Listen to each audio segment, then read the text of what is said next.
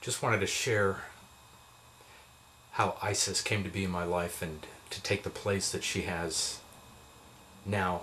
Um, I was led to her, I think, slowly, patiently throughout my life.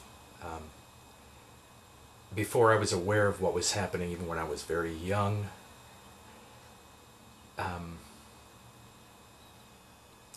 my first conscious awareness of this was in heeding the calls of Hecate and Sarasvati. Um, Hecate, of course, being but an aspect of Isis. This one, of course, as the Dark Queen. As Dion Fortune said, "Why fear ye the Dark Queen, O men?" Um, if we want to liken this to a tarot card, which I can't help but do right now since I'm so into it, the experience with her, the initial one, was like what happens in the tarot's Tower card. Hecate was the lightning that struck down the tower of my ego. And she solidified, made tangible my attraction, also lifelong, to the number 3, and gave me to understand its mystical relationship to the numbers 1 and 7 in ways of both universal and personal significance.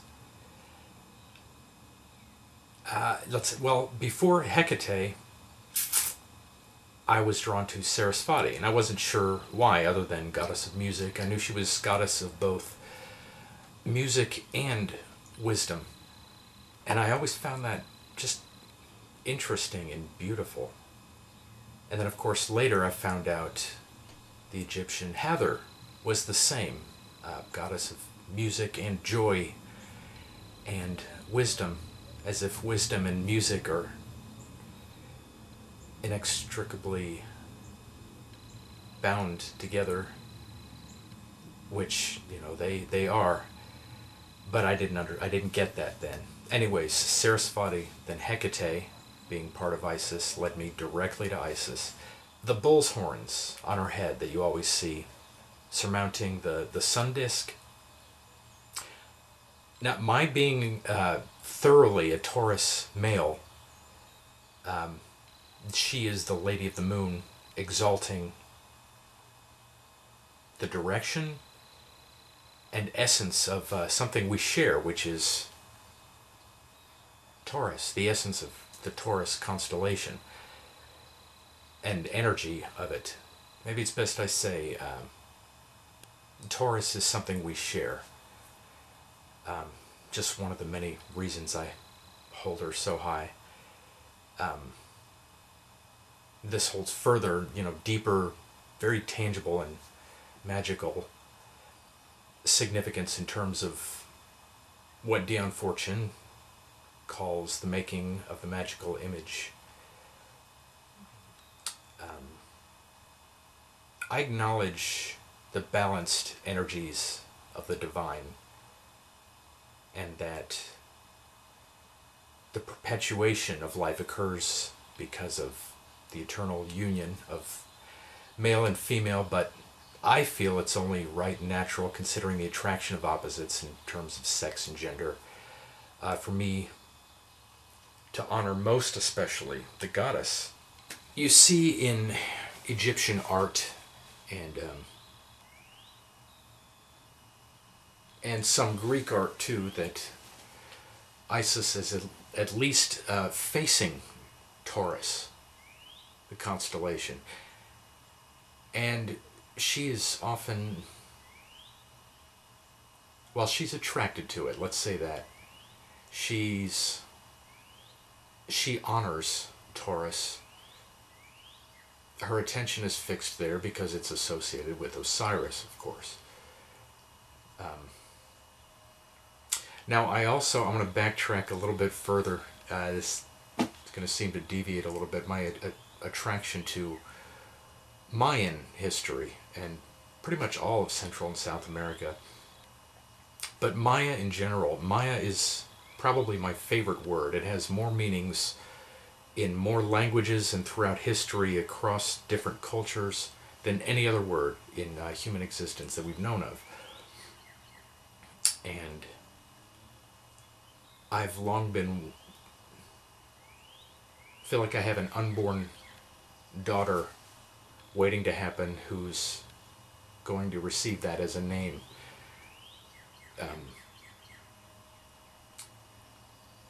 Anyways, Maya being one of the Pleiadian stars on the shoulder of Taurus in that constellation. That could be a reason. I'm guessing at that. It just would seem to make sense considering all of the other things I am certain of in relation more directly to Isis. But had to mention that. Was near obsessed with Mayan history and cosmology for a while. Silver is associated with Isis.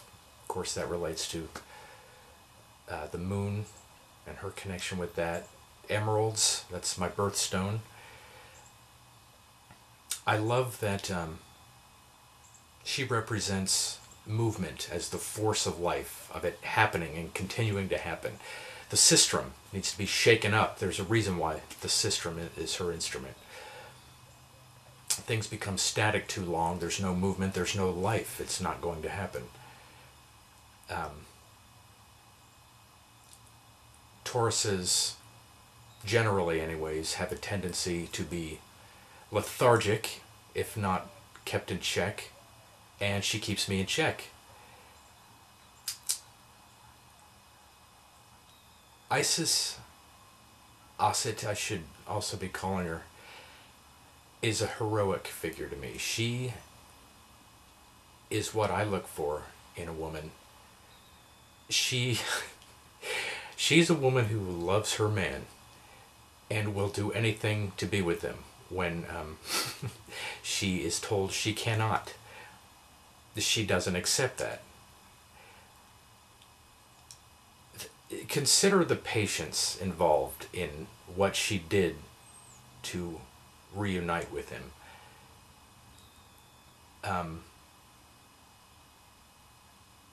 Well, on that note, I should also mention the patience of her sister, Nephthys.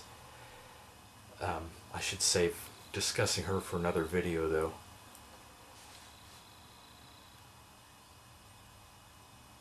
I am, of course, Taurus, ruled by Venus. Isis is Venus, as I discussed in another video. Venus, like Hecate, is just a later aspect of Isis, the purely loving, sensual aspect of her, and she has obviously many more, being the goddess of 10,000 names. When she, tricked Ra into giving his secret name, and she spoke the word to heal him,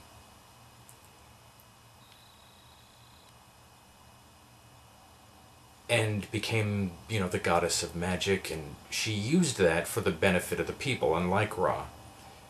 So she has a parallel with Prometheus there, stealing fire essentially from the gods. And she was everything that he was not. This legend, I think, sorry about the plane in the background. It seems to only happen when I'm doing this too. I think it has modern relevance. Sacred knowledge and wisdom is kept secret for reasons of, maintaining prestige by certain quote-unquote secret societies under the guise of, protecting it from the profane. Asit, or Isis, I should call her probably more by her more universally known name, she then shared her knowledge and wisdom with the people and acting for their benefit. That's the main point I'm trying to make. Taurus is the Apis bull in Egyptian astrology, and Apis is, or at least is strongly associated with, Osiris.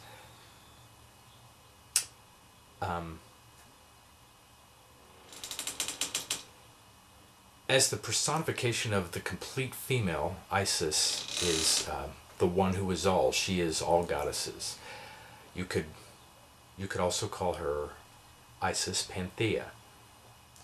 I've had a couple of experiences recently that have shown me that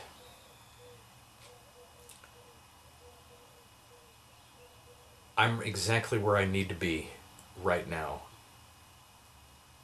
And it's awesome. I've needed Isis, and I'm glad I can consciously accept her. And it is because of Isis directly that I know who I am and why I'm here. So, one of my hopes in making this video is to hear similar stories. Why are you on the path that you are? And who's your guide, and how'd you get to know them? I'd love to hear about it. I have some devotional music coming soon. I'm putting together a big project, devotional music for her under different names. There'll be, I guess you could say, chapters. It'll be probably pretty long. If you'd like to respond and tell me your relevant story, please do so with a video. I'm disabling comments like I always do now because I don't like the attempts at conversion to other religions, so I don't even give them a chance to. Fellow pagans understand this fully. But I do want to hear from you, so write me a private message or make us all a video. And thank you for watching.